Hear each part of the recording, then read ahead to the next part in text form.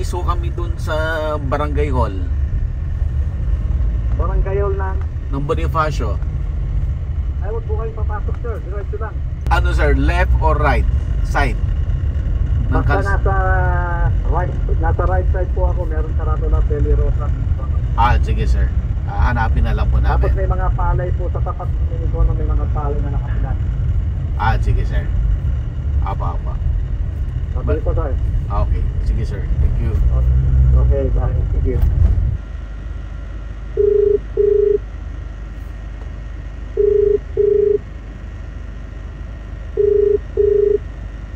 Hello, Kuya. Hello sir. Sir Jun. Sir. Nandito na kami sa Barangay Bonifacio. Diretso nyo po yan. Diretso lang po. Diretso pa rin sir. Opo, malapit na nun. Malapit na. Okay, sige. Eto na. Ayun o. Okay sir. Sige po sir. Itong tubig ko nakikita nyo ang blue ang bubong. Sir. Yung blue sir. Yeah, pasok lang po kayo sa gate. Naka-open po yan. Sige sir. Apa. Thank you. So hindi na ako nag-work sa Canada mula nung hindi ako nag-work. Nanonood na lang ako ng YouTube. Oo. So kayo yung nakita ko kagad. So hindi ko na nilubayan lahat ng mga episode nyo napapanood ko. Matagal na ako kayo nanonood. Oo. 2 years na yan nung tanggal ako sa trabaho. Dahil sa pandemic. Hindi naman, dahil sa mga Pilipino, kapwa-Pilipino na mga sip-sip, alam nyo na. Actually ako yung supervisor doon. Ano pa yung work niyo doon sir? Auto painter, supervisor. So matagal na akong Tapos sinet up niyo na to? pinagawa ko po habang andun ako. Pinakontrata ko. Pinakontrata Ako niyo? mainit dito. Wala kayong kamag-anak dito? Wala. Ano to, nabili niyo lang? Binili ko lang, nakita ko lang sa... Kaya nga nung nakikita ko kayo, sabi ko nga, minsan meron hindi naman kailangan malaking farm. Oo. Magandang hapon po. Ay, magandang hapon po. Ate ko po. Hello po. So nakita ko may potential eh. Hindi lang farming na ganyan. Kaya nilagyan ko siya ng kono. Kayo na nag-ano ng mga taga dito? Ayun Kayo po. nagmi-meal? Opo. Ngayon katatapos lang yan ng 27 na kaban. Opo. Umaga. Ito lang yung ako yan. Hindi, okay lang po. Ayun po sa chinelas. Okay lang sir.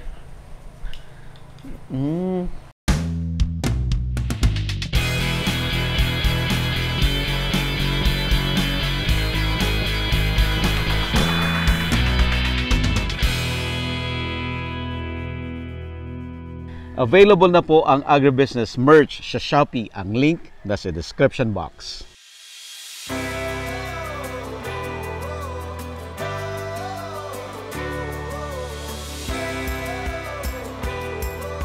Pampanga ko.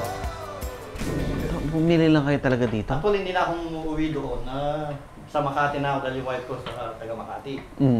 Pero more talaga sa Canada na kami buong pamilya. I see. Na-encourage ako ng na-encourage na kain po muna tayo, sir. Sige po, sir. Na-encourage ako na mag-farming. Wala po akong alam sa farming, sir. Sir Buddy.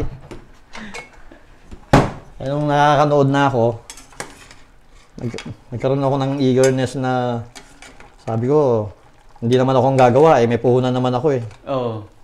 Yun ang pagkakaiba namin ng ibang farming. Oo. Ako may puhunan. Mahirap pag walang puhunan eh. Nakikita ko nga dito, kahit may lupa sila, puro sila sanla. Oo. Hanggang saan yung lupa mo, sir? Hanggang doon sa likod pa? Opo, tsaka hanggang doon sa harap. Yung across nitong kalsada sa iyo rin. 1 hectare to eh. 1 hectare siya. Tapos meron pa ako doon sa kabilang baryo sa Baloy. Anong laman nun? Palay tsaka mangga po.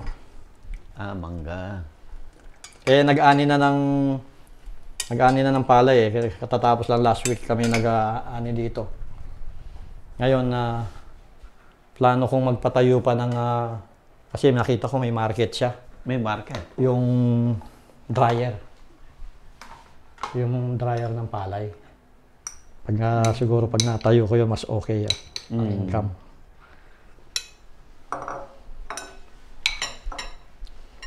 Kasi dito po, pag panahon ng tag-ulan, mura yung palay.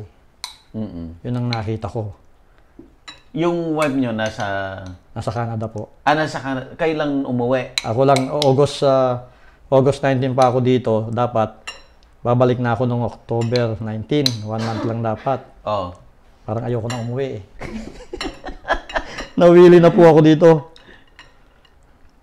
Kaya citizen naman ako, dual citizen naman ako.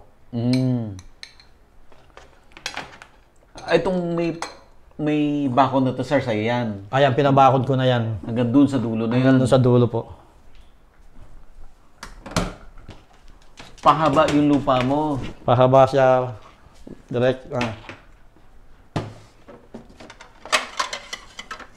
Ano to? Fish pan yan, sir?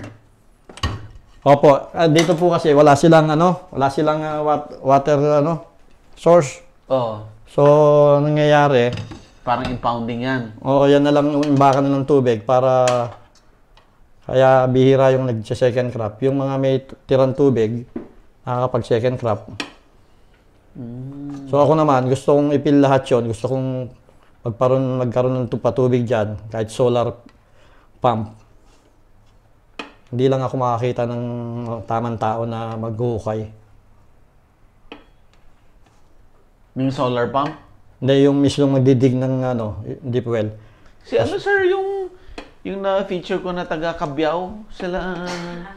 Yung iba po ayaw ng malayo eh. Hindi, sir. Lapit lang ng Cabiao dito eh. Kasi may nakuha ako dyan taga Mingan. Oh. Kaso hindi sila maayos. After na kumuha sila ng pera sa akin eh. Sila Agrimac, di ba? Yung nag-showcase sila ng Oo, solar naano nyo yun, picture nyo yun si Agrimac. Mabait yun, sir. Mabait sila. Nag-message na yata sa akin yung mga yun. Kasi minessage ko yun eh nung Oo. Pero hindi ko pa napapinal kasi gusto ko munang makita nga tong lugar. Mula nung natapos kasi ito, hindi ko pa...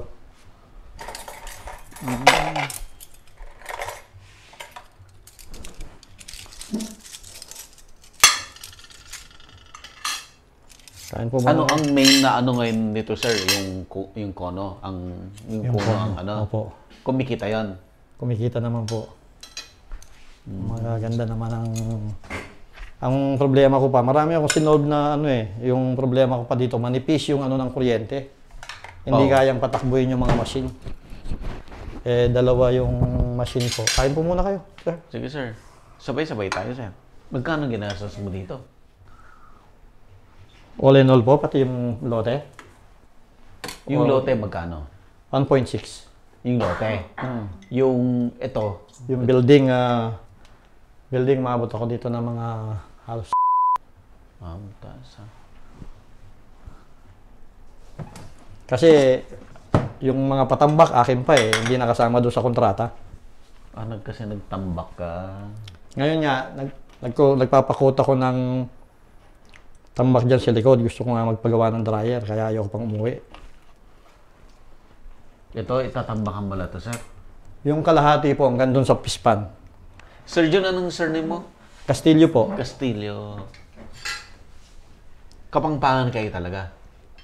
Bali po, hindi rin eh. Bisaya po talaga yung pinagmulan ng lahi ng Castillo. Ano, ani nyo to? Ani dito to? Ito, ani po dito. Hybrid. Ay na. Yan, sigaw siya po yan. Malaki yung gastos mo doon sa development? Mahirap po magpagawa pag wala ka eh. Pag nandiyan ka, yung pamimili, di ba? Pero pinakontrata ko kasi ito para wala na akong problema. Mabait naman yung, kilala ko kasi yung engineer nito. Contractor? Nakasama ko sa Saudi. Nag-Middle East po ako for 17 years. Ngayon sa Canada, running ng 16 years now. Anong trabaho niyo sa Saudi? Ganon din, auto painter. Tapos paano kayo nakarating ng Canada? Nung 45 years old na ako, kasi yung Saudi kasi, tuwing uuwi ka, pagbalik mo walang pera lagi. Oo. Ubos ng ubos.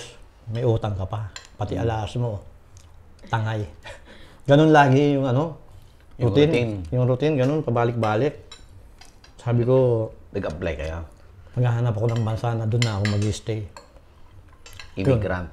Hindi, working muna. Kasi nung makahanap ako ng working visa, tapos yun na, immigrant ako.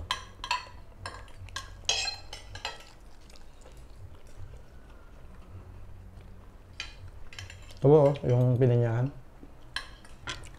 Eh, lahat kami pamilya sa Canada na eh. Ilan ang anak niyo, sir? 3 po. Doon na lahat sa Canada nag-aaral. Ay, umuwi. Mga anak mo. Uuwi kami ng February. Gusto nila pumunta ng Boracay. So, uuwi ako ng siguro mga December. Tapos babalik ako. Then mag-Boracay kami. Tapos balik na naman ako uli. Sino magmamanage nito pag wala ka? Si auntie muna. Pero siguro hindi na ako tatagal doon. Kailangan ko kasi kasuhin to eh. Medyo malaki na rin yung puhunan dito.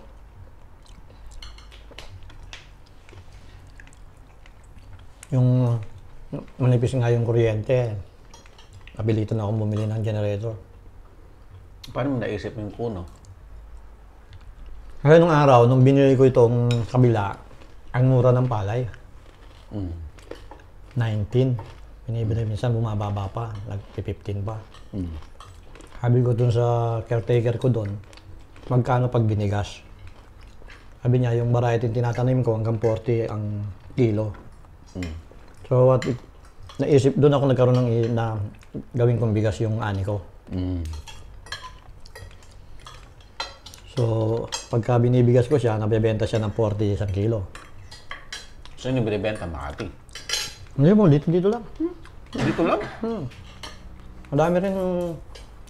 Marami din dito, kaya nga sa naisip ko. Marami rin dito walang sariling palayan. Hindi, anong nangyayari,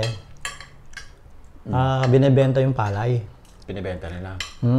Tapos, pag mataas ang presyo ang pagkabili, binibenta lahat, wala na silang tinitira. Yung iba naman, nagtitira hanggang sa next year. Iba-ibang style nila eh. Gaya ng caretaker ko, binibenta, nagtitira siya, yung pagkain niya hanggang next year meron. Bago mag-anihan ulit, paubos na yung ano niya, magkakapali, bigas na naman siya. Yung iba naman, pag mataas, katulad ngayon, ang presyo ng palay dito, 23.50. Yung huling bilihan po, 24. Benta lahat. Benta lahat kasi mahal eh. Yung sa akin, nung time na nag-ani kami, 23 lang eh. Ay, 19 lang. Napanood mo yung episode ko kay John Alba? Mula po nung umuwi ako, hindi ako nakapanood ngayon. Lapit lang. Lapit mo lang dito sa kanya. Pagkagising ko, manunod na ako. Agribusiness lagi.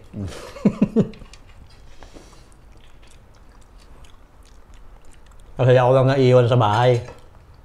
Ihatid ko sila sa school. Yung misis ko, ihatid ko sa office. So ako na lang mag-isa. Nag-aaral pa yung mga anak mo, sir? College? High school. May high school ka pa? Elementary pa. Yung mga skill doon ng katulad namin, ng magaganda rin, mga mechanic.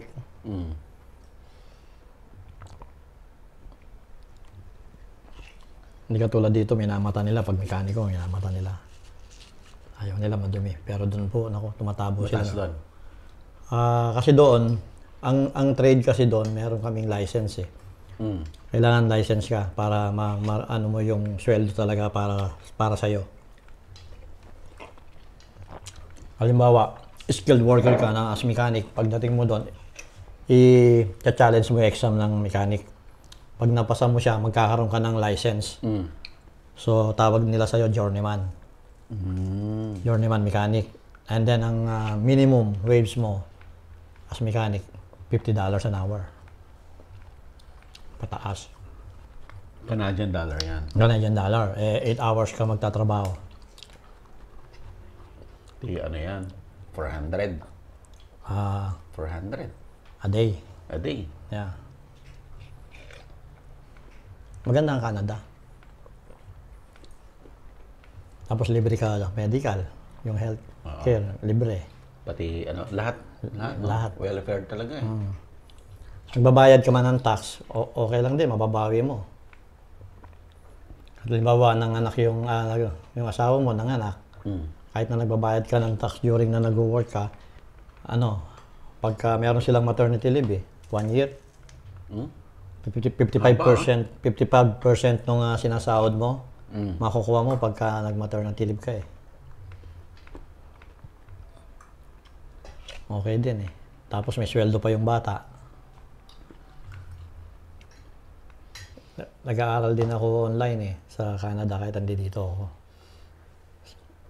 Anong pinag-aaral?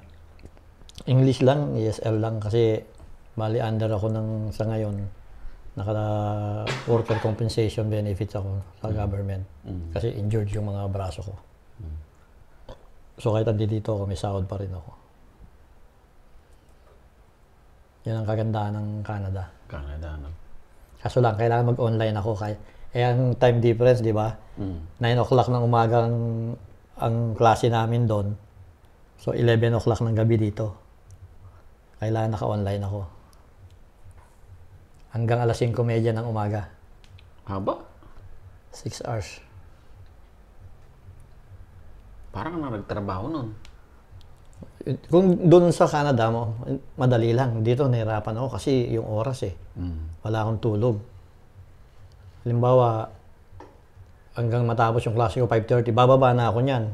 Magbubukas na ako, bubuksan ko na yung gate. Andiyan yung mga tao. Andiyan na yung mga tao. Tapos di na ako makatulog. So, nagliligpit kami alas 6, higa na ako. Makatulog ako niyan 8. Tapos gigising ako ng 10. 2 hours lang yung tulog ko. Araw-araw yun. Tulog ka sa tanghali dito? Hindi ko magawang matulog na tanghali. Dahil? Ewan ko, nasanay yun. Tsaka yung body clock ko, na-adapt ko na rin yung ganong... Doon sa Canada pa rin? Practical lang. Kasi kung lalakyan mo, wala naman siyang income. Pero sa Canada, ang lalaki ng bahay doon, di ba? Oo, yung bahay namin doon malaki. Pero may income. Walang income. May income. May income yung bahay. May rent. Pinapaupa mo? Pinaparenter Yung namin baba. yung baba. Kasi 7 bedroom po yun. Laki. Oo. Ba't 7 bedroom? Bali, 4 na bedroom sa taas. Tapos sa gitna, 1 bedroom. Sa baba, basement, 2 bedroom. Parang may kusina rin siya. Tapos may laundry. Kompleto siya. Saka 3 yung bahay namin doon, sir. Sa Canada, sir? Oo, paupahan lahat. Baba taas. May umuupa. Yung mga binibili namin, yung meron separate kitchen sa baba. Tapos separate entrance. Para talagang pwedeng Pwede siyang pang rental talaga. Kaya, kumbaga ready nang mag-retire talaga. Nakapag talaga. Kasi may income ka pa rin doon pala. Kahit dito. Sir, hingi ako ng saging. Sige po, talagang hinanda ako sa inyo. Yung papaya, mamaya buksan natin. Hinanda ako talaga yan para sa inyo. Hindi na ako nahiya, sir, Tagal na tayong magkakilala 2 years ko na kayo mahigit. Buong buhay ko, nasa agribusiness lang Marami akong natutunan. Marami, sir. Yung na-encourage ka doon, yun ang malaking bagay. Kahit na hindi ako farmer, di ba? Bakit ako nag-come out ng ganito? Ang lakas ng loob ko dahil yung mga napapanood ko sa inyo. Ang laking bagay yung mga nasishare nyo doon, yung mga experiences ng mga... Pero sinasabi nila totoo, pati yung mga pagkakamali nila. Yun yung mga ganun Minsan meron ka madi-discourage yung di ba parang sabi nila walang pera. Walang pera kasi yung iba walang puhunan. Baka gusto magpuwayin nga ni Sophia dyan, Pwede siyang... Negosyo rin kasi. Pag hindi negosyo ang thinking mo kasi, wala, hindi kikita talaga. Sacrifice talaga. Sabi ko nga sa wife ko, huwag ka munang mag-expect ng ROI. Sabi ko sa kanya.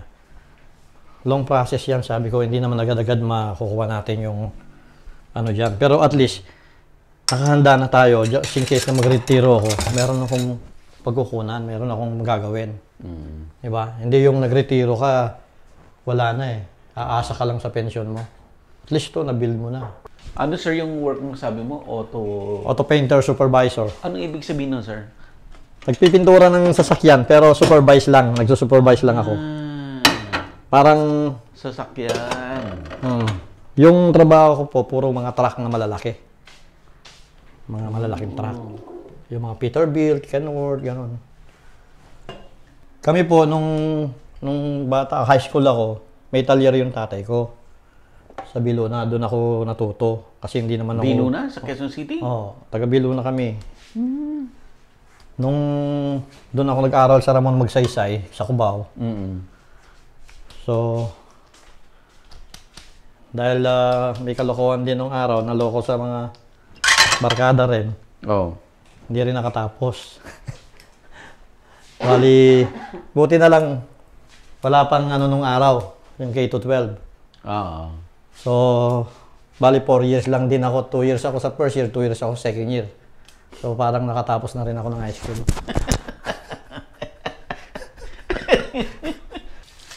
Yun po, hindi nakatapos. Sabi ko sa tatay ko, kasi sabay kami nag-high school nung kuya ko. Sabi niya nung tatay ko, Jun, sabay kayo nag-high school ng kuya mo, bakit hindi ka pa nakaka-graduate? Sabi ko, ayoko na mag-aral. Sige, sa shop na lang ako, trabaho na lang ako. Yun, nagtrabaho na lang ako, nag-focus na ako sa tulungan siya. Sa talyer. Hanggang natuto po ako. Yun, hanggang nag-abroad. So, unang abroad ko, yung nung Gulf War. 1991. 1991. Yung kasagsagan ng gera. Nung in-stop na nila yung pagpalis ng mga OFW, tinigil nila yun, January 10 Tama-tama pa ako nakapasok. Pauwi na lahat ng mga Pilipino, ako papasok pa lang. Saan country ka pumunta? Saudi. Saudi. Sa Riyadh. So, ganun din sa Carden. Inano ko na, sayang kasi ilang kaming aplikante tapos ilan lang kukunin isa ka sa nakuha, kahit na may gera, sabi ko, hindi naman siguro papatayin agad na. Malayo ka naman yata doon sa Kuwait at saka Saudi? Hindi, sumusugod na sila sa Riyadh Nung time naman yun, may mga bomba na bumabaksak sa amin Basta nagsirena na, may sirena. Magtago na kayo, kaya may gas mask. Hindi ka pwedeng lumabas nang wala kayong mask nung nasanay na yung tao, yung Pilipino matitigas ulo Lumalakawatsa pa rin, maalis pa rin. Dati nakasealed po yung mga building namin. Cover lahat dyan dahil nga sa chemical weapon, no? Pero nung nasanay na, wala na, pagka may sirena na, akyat na kami sa rooftop. Titignan na namin yung mga missile doon, manonood kami. Pinapanood niyo pa? Masaya rin. Pero maganda naman yung pag-abroad ko, puro car companies. Hindi katulad ng iba na sa maliit establishment lang. Sa akin talaga malalaking kumpanya. Kaya maganda rin naging experience ko.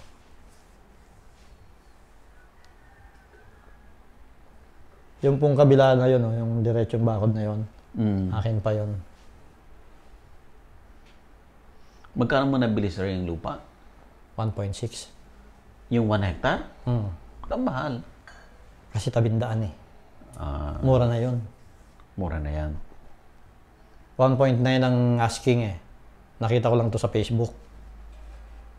Tapos Direct owner? Hindi, sa agent. Duman pa ako ng agent. Duman ka na agent. Kumita pa yung agent. Oo. Tapos, alam mo, yung mga agent, magagaling yan Sabi ko, tawaran mo. Sabi niya, sir, matatawaran natin, pero paano naman ako? Sabi niya, siyempre mawawalan na ako ng Sabi ko, ako nang bahala sa'yo, ako basta tawaran mo. Sa 1.9, nakuha niya 1.6. Sabi niya, sir, June, 1.6. Basta ikaw nang bahala sa akin. Sabi niya, mawawala yung commission ko doon. Magkano yung kinuha niya? Hindi, binigyan ko lang siya ng 30,000. Okay na siya doon. Okay na siya kasi... Kaya may kita pa naman siya doon. May kita pa naman siya doon. Posibleng wala So, dito malaki na yun, yung 30. Pero yung mga tao ko dyan, kanila din may mga lupa rin ho dito. Ganon sila kasi sipag. Masipag sila. May lupa rin sila. Yung ibang tao ko dyan, mga lupa nila yun. Lupa nila yun sa kagilid. May mga lupa rin sila. Tinatamnan din nila yan. Nagtatanim din sila. Nagtatanim din sila. Kaso lang, masipag sila, nakikipagtrabaho pa sila sa iba. Yan, nagbibilad ng palay. Tapos sa akin, no, nagkakarga ng palay. Marami. Basta kung ano yung mapagkakitaan. Ganun sila kasipag. Kaya nga, ba't pa ako lalayo na kukuha ng ibang tao? Diyan na lang. Malapit pa. May market talaga eh, kasi walang masasayang. May bigas, ipa, Pati yung darak. darak. Mahal yung darak. Oo, nagbenta ako ng nakaraan dyan, 16 isang kilo. Sabi ko, 20 o sa bayan, o sa akin, 16 lang. Hindi pa kayo pupunta ng bayan. Kinuha nila. Eh, bago pa lang kami nag-operate eh. Marami rin kakompetensya. Pero yung sure ko lang, yung quality ng bigas namin maganda. Dahil yung makina mo. Yung makina. Maganda yung... Although maliit yung machine, pero pwedeng pwedeng pang commercial yung bigas. Okay din kasi yung service nila, yung kanilang technical support. Anytime na meron kaming chatting group, so andyan sila naka-assist. Kasi pag bago yung machine, di ba, hindi pa nagagamit. Pag nagamit na, doon mo nakikita yung mga different. Maya-maya tayo umikot pag medyo... Sige sir, gusto niyo muna magpahinga. Tapos kung may mga needs kayo dito, kompleto rito. May mga juices, may fruits, meron tayong mga chichirya dito, no? Parang nasa Canada lang si sir, ah. Ayan. Punong-puno yung rem. Meron po tayong mga chichirya dyan, meron pa doon. So, open po kayo ito, ariin yung inyo itong bahay. Inanda ko talaga eh, kasi wala tayong mabibilan dito eh. Available na po ang Agribusiness merch sa Shopee. Ang link nasa description box. Agribusiness, how it works. Instruct, inspire, succeed.